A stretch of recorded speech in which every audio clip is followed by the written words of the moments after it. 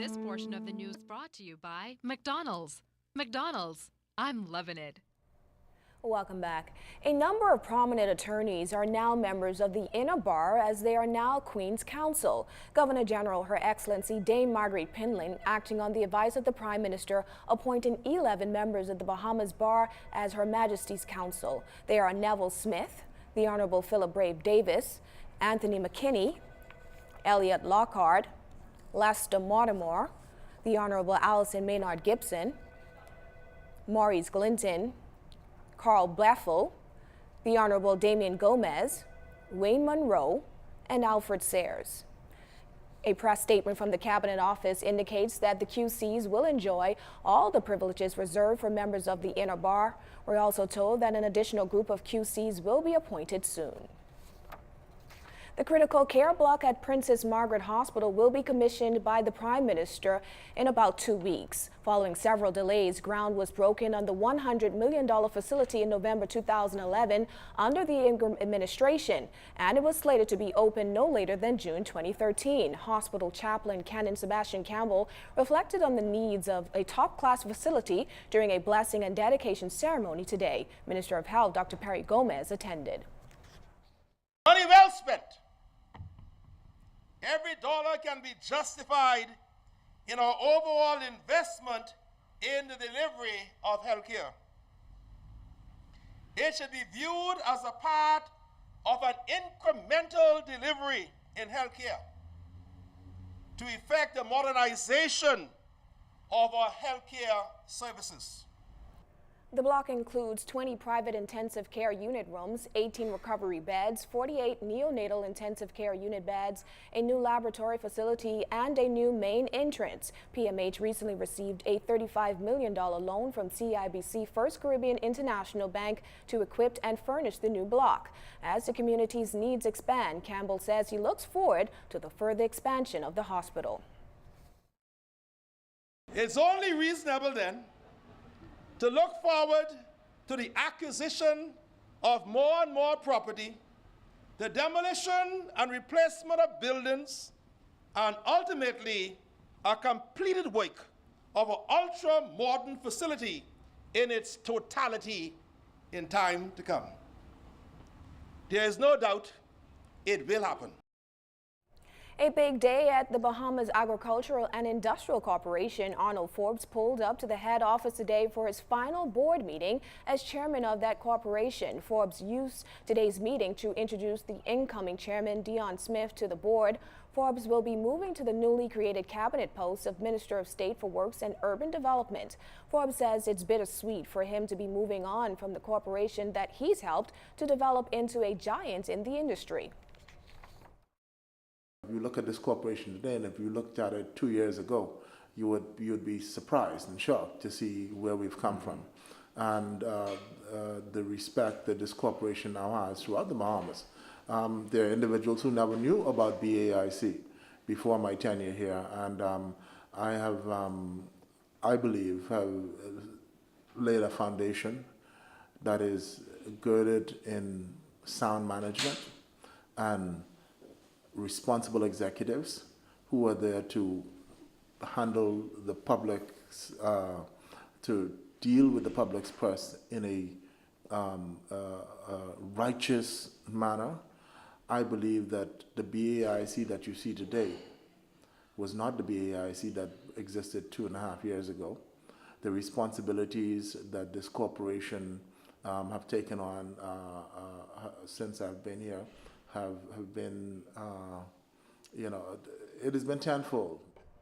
Dion Smith replaces Forbes as the chairman of the corporation on January 13th, the same day Forbes assumes his ministerial responsibility. Smith says he's excited to be carrying on the plans that Forbes has put in place. There is going to be a refurbishment of the Bahamas Art and Crafts Center in Freeport, Grand Bahama. Richard, we know we need a lot of help down in Grand Bahama, and we do have a lot of persons there with art and craft work. And if the building is properly redeveloped, perhaps we would have more tourists to come by and, give them financial support. Additionally, It's the produce exchange, which is a very important part of the agricultural arm down at the Port-of-Ski dock.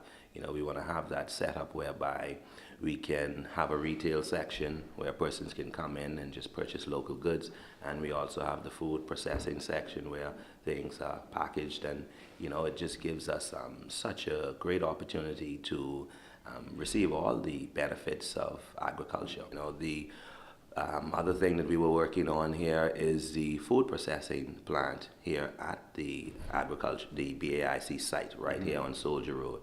You know, it's going to be very important to make sure that you have the right food processed, and like I said, everything being done in an efficient and effective manner. Flip-flopper is a term that surfaces every now and again in the political arena, and this time it's the Progressive Liberal Party National Chairman Bradley Roberts issuing the characterization of a flip-flopper. This he extends to Free National Movement leader Dr. Hubert Minnis for his position on value-added tax. Jimenita Swain reports. PLP Chairman Bradley Roberts blasting FNM leader Dr. Hubert Minnis for what he deems a recent political blunder, when Minnis told the media that he would repeal VAT if elected. Roberts said that position reflects poorly on the leadership character of the Free National Movement leader. As a flip-flopper extraordinaire who does not know his own mind or appreciates the challenges and needs of the Bahamas. Roberts said that Minnis agreed with the International Monetary Fund's recommendation that the Bahamas' public finances were in need of tax reform and VAT was a viable option. However, he said during last year's budget debate, Dr. Minnis had a different position. Minnis told the House that the Bahamian people, that while he agreed that the country's system of taxation was in need of reform, the FNM was not on the VAT train. This was a flip-flop. He has not, to this day, pronounced a single viable alternative. He badmouthed the VAT policy and voted against it in Parliament. Additionally, days after VAT was successfully implemented, in Roberts' words, Minnis flip-flopped again when he told members of the media that his party is on board with VAT and would repeal some of it. Well, FNM Chairman Senator Michael Pintard feels if Dr. Minnis and his leadership was not a threat, he would be ignored. Pintard says Roberts should focus more on serious issues such as crime instead of the leader of the FNM. There is a need to deal with high levels of employment, which the PLP claimed they had a plan on day one, within year one, to address and have not effectively addressed.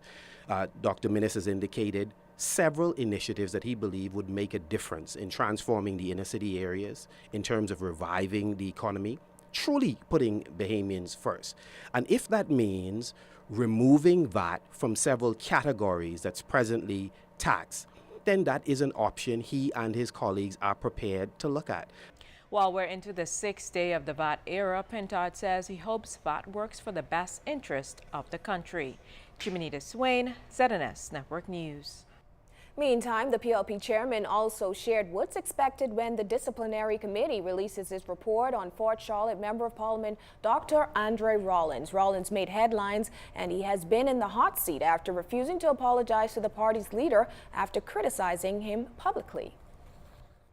The meeting, when it happens, will receive the report from the disciplinary committee, and the leadership of the party will then consider the recommendations contained in that report and will either accept, amend, or alter, and then announce what its decision is.